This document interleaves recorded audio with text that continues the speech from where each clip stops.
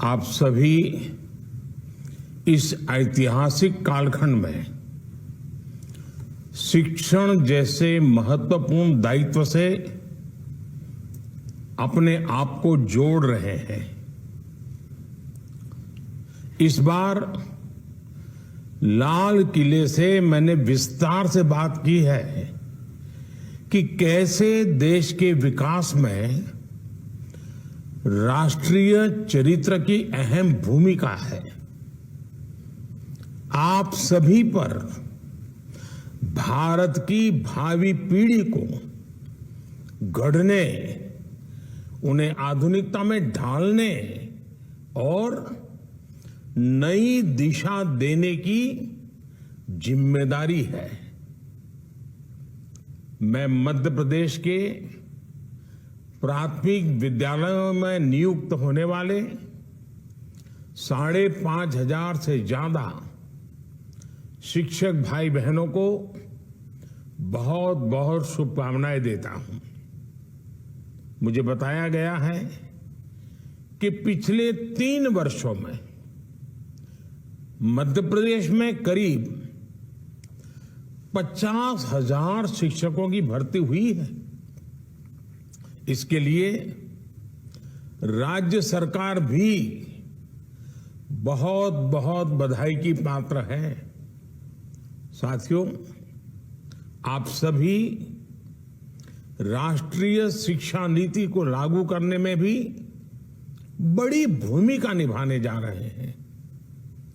विकसित भारत के संकल्प को सिद्ध करने की दिशा में राष्ट्रीय शिक्षा नीति का बहुत बड़ा योगदान है। इसमें पारंपरिक ज्ञान से लेकर भविष्य की टेक्नोलॉजी तक को समान रूप से महत्व दिया गया है। प्राथमिक शिक्षा के क्षेत्र में नया पाठ्यक्रम भी तैयार किया गया है। एक और बहुत बड़ा काम हुआ है मातृभाषा में पढ़ाई को लेकर। अंग्रेजी न जानने वाले अनेकों छात्रों को उनकी मातृभाषा में पढ़ाई ना कराकर एक तरह से उनके साथ बड़ा अन्याय किया गया था। यह सामाजिक न्याय के विरुद्ध था। अब इस अन्याय को भी हमारी सरकार ने दूर कर दिया है। अब सिलेबस में क्षेत्रीय भाषाओं की पुस्तकों पर बल दिया गया है। देश की शिक्षा व्यवस्था में ये बहुत बड़े बदलाव का आधार बनेगा। साथियों, जब सकारात्मक सोच, सही नियत, पूर्ण निष्ठा के साथ निर्णय होते हैं तो पूरा वातावरण सकारात्मकता से भर जाता है। अमृत काल के पहले वर्ष में ही 2 बहुत बड़ी सकारात्मक खबरें आई है। ये खबरें देश में कम होती गरीबी और बढ़ती समृद्धि का परिचय देती है। नीति आयोग की रिपोर्ट में आया है कि सिर्फ 5 साल के भीतर ही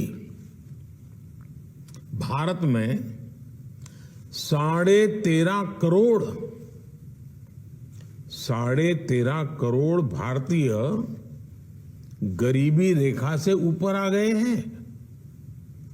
कुछ दिन पहले एक और रिपोर्ट आई है।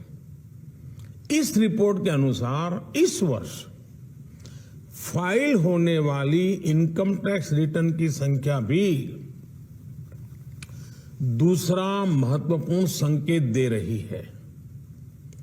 पिछले 9 वर्षों में लोगों की औसतन आय में भारी बढ़ोतरी हुई है। आईटीआर के आंकड़ों के मुताबिक 2014 में जो औसत आय, एवरेज इनकम करीब 4 लाख रुपए थी, वो 2023 में बढ़कर 13 लाख रुपए हो गई है। भारत में लोअर इनकम ग्रुप से अपर इनकम ग्रुप में, लोअर इनकम से अपर इनकम ग्रुप में जाने वालों की संख्या भी बढ़ी है।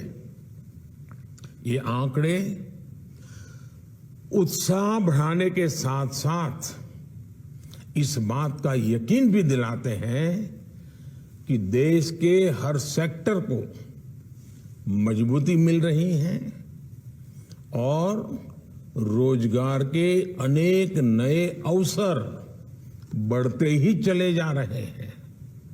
साथियों, आयकर रिटर्न के नए आंकड़ों में एक और बात नोट करने वाली है, वो ये कि देश के नागरिकों का अपनी सरकार पर भरोसा निरंतर बढ़ रहा है।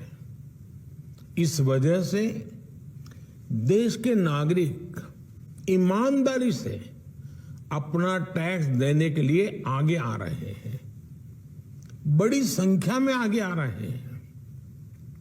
वो जानते हैं कि उसके टैक्स की पाई पाई देश के विकास में खर्च की जा रही है।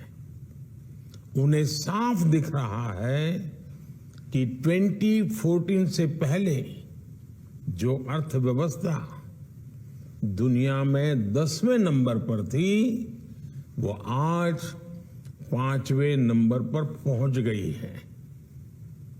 देश का नागरिक वो दिन भूल नहीं सकता जब 2014 से पहले घोटालों और भ्रष्टाचार का दौर था।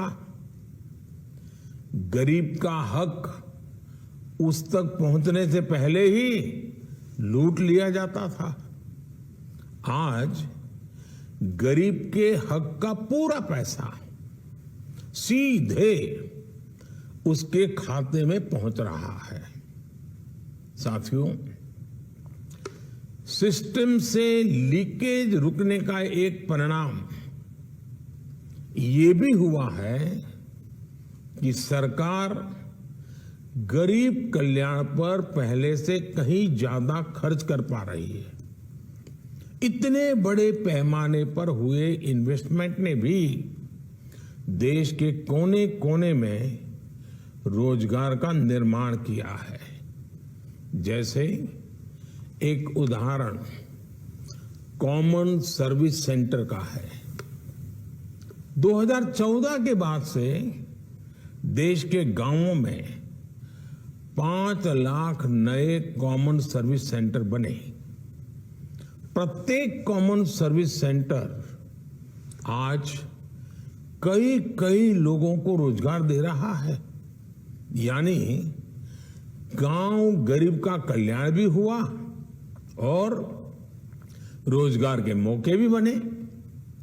साथियों, आज देश में शिक्षा, कौशल विकास और रोजगार, इन तीनों ही स्तरों पर दूरगामी नीति और निर्णय के साथ अनेकविध इनिशिएटिव लिए जा रहे हैं, अनेकविध काम हो रहे हैं।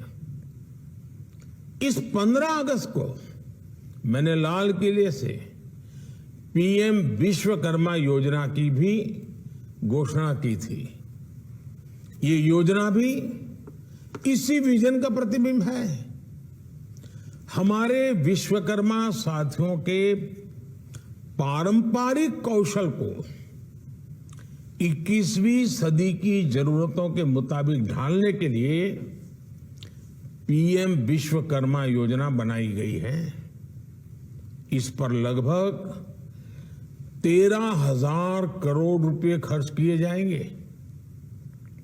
इससे 18 अलग अलग तरह के हुनर से जो परिवार जुड़े हुए हैं, ऐसे परिवारों को हर प्रकार की सहायता दी जाएगी, उनको लाभ होगा।